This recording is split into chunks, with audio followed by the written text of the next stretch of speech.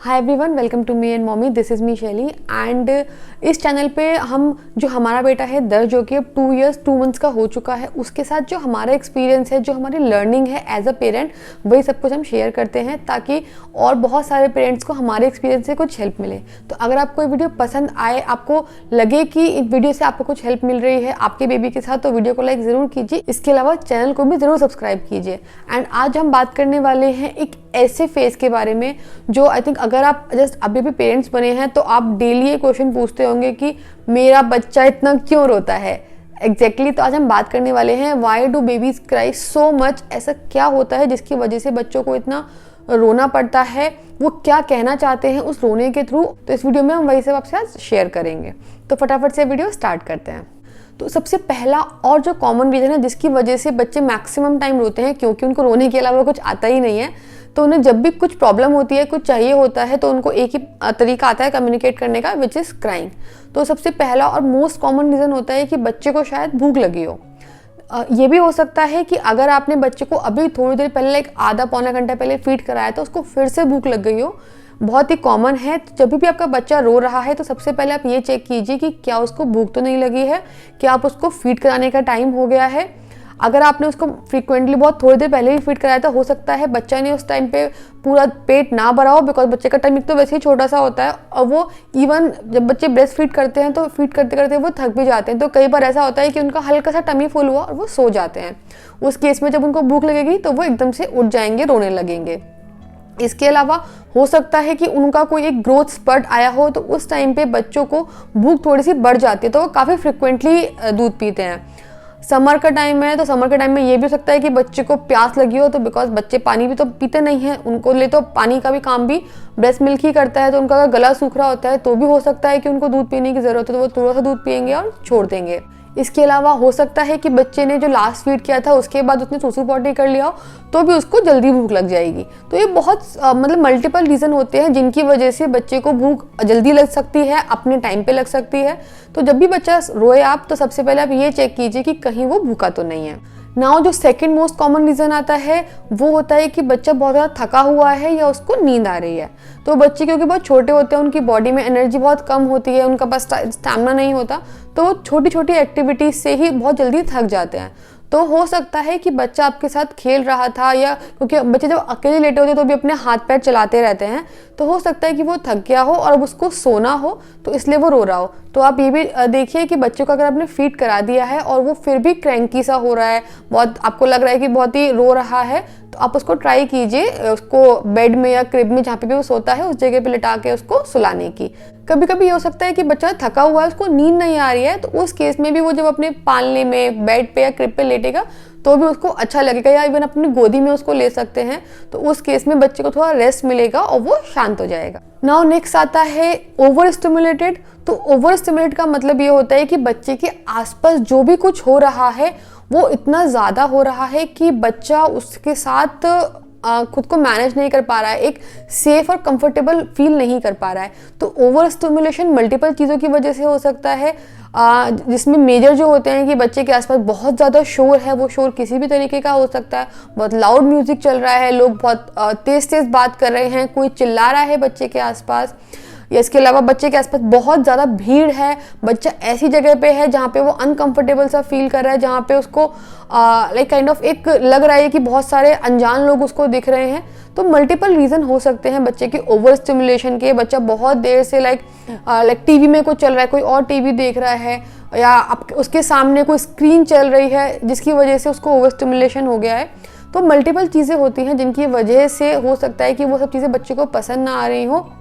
जो भी एक्टिविटी हो रही है। तो अगर बच्चा एकदम से रोना स्टार्ट कर देता है और आपने चेक कर लिया है कि उसको भूख भी नहीं लगी है, उसको नींद भी नहीं आई है, तो आप ये ट्राई कीजिए कि जिस भी वो इन्वायरमेंट में है उससे उसको एक कामर जगह पे, जहाँ पे थोड़ी शांति हो, कम लोग हों, आपके अलावा कोई ना हो, थोड़ा सा डिम लाइट हो, ऐसी जगह पर ले जाकर आप देख सकते हैं, उससे भी बच्चे कभी कभी शांत हो जाते हैं। नाउ नेक्स्ट आता है इसका अपोजिट, कि बच्चा बहुत देर से सेम पोजीशन में है, वो कुछ लाइक अपनी क्रिब में लेटा हुआ है, ऊपर से कुछ उसके टॉयज टंग रहे हैं, वो एक ही म्यूजिक को सुन रहा है काफ़ी देर से, तो हो सकता है कि वो उससे बोर हो गया, उसको कुछ चेंज करना हो, वो चाहता हो कि आप उसके पास आएँ, आप उससे बात करें, या कोई भी फैमिली में जिनके साथ बच्चा रेगुलरली टाइम स्पेंड करता है तो बेबी वांट्स के वो उसके पास आए। तो इस केस में भी आपको बच्चे का इन्वायरमेंट आप चेंज करके देख सकते हैं कि बच्चा बहुत देर से बोर हो गया होगा, तो आप उसको उसकी क्रिब से निकाल लीजिए,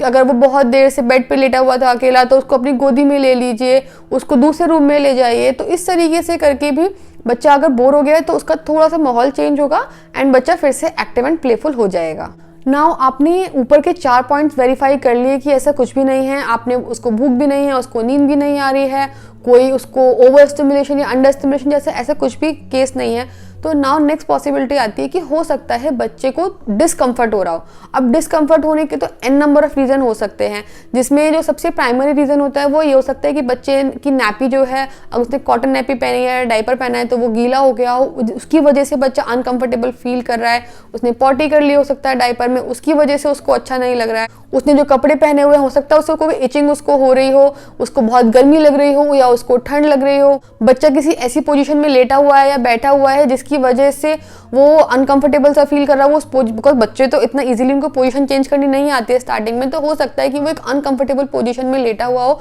जिसमें उसको अच्छा ना लग रहा हो सकता है उसने बहुत ज़्यादा दूध पी लिया हो जिसकी वजह से उसको पेट में कुछ प्रॉब्लम हो रही हो सकता है उसने बर्फ प्रॉपरली नहीं की थी तो उसको ऐसा लग रहा हो कि जैसे उसको जब कोई बर्फ अटक जाती है तो उसको एक अनकंफर्टेबल सी फीलिंग हो रही हो सकता है कि उसको कॉन्स्टिपेशन की वजह से इशू हो रहा हो, मतलब इन नंबर ऑफ रीज़न हो सकते हैं। ये वो चीज़ें हैं जो बहुत कॉमन होती हैं बच्चों में, इसलिए मैंने सारे पॉइंट मेंशन किए। तो किसी भी रीज़न की वजह से बच्चे को डिस्कम्फर्ट हो सकता है, तो आप बच्चे का डायपर चेक कर लीजिए, आप उसको जिस भी पोजीशन में वो लेटा हुआ है आप उसको गोदी में उठा सकते हैं, उसकी पोजीशन चेंज कर सकते हैं, आप ये चेक कर सकते हैं कि ऐसा तो नहीं कि उसको पॉटी करने में बहुत प्रॉब्लम हो रही हो इसलिए वो रो रहा हो, या उसने जस्ट अभी दूध पिया है और वो दूध उसको प्रॉपरली सेटल नहीं हुआ है, उसको बर्फ प्रॉपरली नहीं आई है। तो सीक्वेंशली आप ये देखिए कि बच्चे को किसी भी रीज़न की वजह से इनमें से प्रॉब्लम हो सकती है जो इसलिए वो रो सकता है। सो इन सब रीज़न के केस में आप ये कर सकते हैं कि बच्चे को अपनी गोदी में उठाएं, आप उसको पहले बर्फ दिलाने का ट्राई किया, अगर उसने बर्फ नहीं ली थी और जस्ट अभी अभी दूध पिया था, उसको बर्फ आ गई है बट फिर भी बच्चा आपको अनकंफर्टेबल सा लग रहा है, तो आप देखिए कि उसने कोई ऐसे कपड़े तो नहीं पहने हुए जो सबसे अंदर की लेयर लेट से कॉटन नहीं है, बिकॉज जब आप सबसे इनर लेयर कॉटन नहीं पहनाते हैं तो बच्चे को प्रॉब्लम हो जाती है। बच्चे को पसीना तो नहीं आ रहा, उसके चीक्स तो रेड नहीं हो रहे हैं, आप उसके हेड के पीछे देख सकते हैं कि कहीं पे स्वेटिंग तो नहीं हो रही है, या आप उसके हाथ पैर छू के देख सकते हैं बहुत ठंडे तो नहीं हो रहे हैं, टमी का चेक कर सकते हैं। तो इस तरीके से आप बच्चे को चेक कर सकते हैं कि इन पॉसिबल रीजंस ऑफ डिस्कम्फर्ट से। नाउ जो नेक्स्ट आता है वो भी काफ़ी कॉमन होता है। अगर ये तो मेरे डॉक्टर ने मुझे बोला था कि आपने सब कुछ ट्राई कर लिया है, आपका बच्चा चुप ही नहीं हो रहा है, कंटिन्यूसली रोए जा रहा है, लाइक लेट से थोड़ी देर चुप होता है फिर से वो रोना स्टार्ट कर देता है, तो देयर आर हाई चांसेस कि बच्चे को कॉलिक या गैस की प्रॉब्लम हो रही हो। छोटे बच्चों में 3 महीने से छोटे बच्चों में बहुत कॉमन होता है, क्योंकि जब बच्चे दूध पीते हैं तो उसके साथ वो हवा भी ले जाते हैं, और इसके ऊपर मैंने एक डिटेल वीडियो भी किया था जिसमें मैंने बताया था कि कॉलिक में आप क्या क्या चीज़ें ट्राई कर सकते हैं। तो कॉलिक के लिए जो मैं बेसिकली यूज़ करती थी होम रेमेडीज़, एंड अगर होम रेमेडीज़ काम नहीं करती थी तो एक कॉलिक एड मेडिसिन मेरे डॉक्टर ने मुझे दी हुई थी, वो हम यूज़ करते थे। तो देयर आर हाई चांसेस कि बच्चे को कॉलिक की प्रॉब्लम हो रही हो, ये भी बहुत कॉमन होती है बच्चे में, और ये किसी भी टाइम हो जाती है, दिन में रात में, इसका कोई टाइम नहीं होता है। तो फिर आप ये भी चेक कर सकते हैं कि आप बच्चे को कॉलिक की होम रेमेडी से कॉलिक की दवाई देकर देख सकते हैं। कॉलिक की दवाई देने के बाद बच्चा बहुत जल्दी ही उसको आराम मिल जाता है, वो गैस पास कर देता है या बर्फ ले लेता है, और उससे बेबी एकदम फिर नॉर्मल हो जाता है, उसका रोना बंद हो जाता है। तो ये सारे थे ऐसे बहुत सारे कॉमन रीज़न जो जनरल केस में होते हैं जब भी बच्चे बहुत ज़्यादा रोते हैं, क्योंकि उनको और कोई तरीका नहीं आता है आपको अपना प्रॉब्लम बताने का। इसके अलावा भी अगर आपने सब कुछ कर लिया है फिर भी बच्चा रेगुलरली डेली बेसिस पे बहुत ज़्यादा रोता है, तो आप अब ये देखिए कि क्या उसको कोई ऐसा विजिबल सिम्टम तो नहीं है बीमारी का, उसको कोई दाने हो रहे हैं, कहीं पे कोई रेडनेस है, कोई एलर्जी है, फीवर है, कोई चोकिंग है, कोई और इशू तो नहीं हो रहा है जो आप देख पा रहे हैं, ऐसा कुछ भी नहीं है, और आपको भी समझ में नहीं आ रहा है क्या हो रहा है, तो आप फिर अपने डॉक्टर से बात कीजिए। हो सकता है उसको कोई ऐसी प्रॉब्लम हो रही हो जो मेडिकल, जिसमें बेबी को मेडिकल असिस्टेंस की रिक्वायरमेंट हो, उस केस में फिर आप डॉक्टर से बात कीजिए, क्योंकि जो मोस्ट कॉमन रीज़न होते हैं वो यही सब होते हैं बच्चों के रोने के। तो आई होप कि इस वीडियो को देखकर आपको थोड़ा सा ये हेल्प मिली होगी कि अगर आपका बच्चा रोता है तो आपको किस सीक्वेंस में क्या क्या चीज़ें ट्राई करनी है और कब आपको डॉक्टर के पास जाना है। तो अगर आपको ये वीडियो हेल्पफुल लगे और आपको लगे कि हाँ, इस वीडियो में जो मैंने चीज़ें आपको बताई हैं उससे आपके बच्चे का जो रोना है वो कम हो गया है या अब आप बेटर समझ पा रहे हैं अपने बेबी को, तो प्लीज़ वीडियो को लाइक ज़रूर कीजिए। इसके अलावा मुझे कमेंट करके ज़रूर बताइए कि इसमें से कौन सा केस आपके बेबी के ऊपर एप्लीकेबल होता है, और चैनल को भी ज़रूर सब्सक्राइब कीजिए। इसके अलावा सब्सक्राइब बटन के साइड में एक नोटिफिकेशन बेल का आइकन है, उसको भी ज़रूर प्रेस कीजिए ताकि हम जो भी वीडियो डालें इस तरीके की उनका नोटिफिकेशन आपके पास सबसे पहले आए। And thank you for watching this video.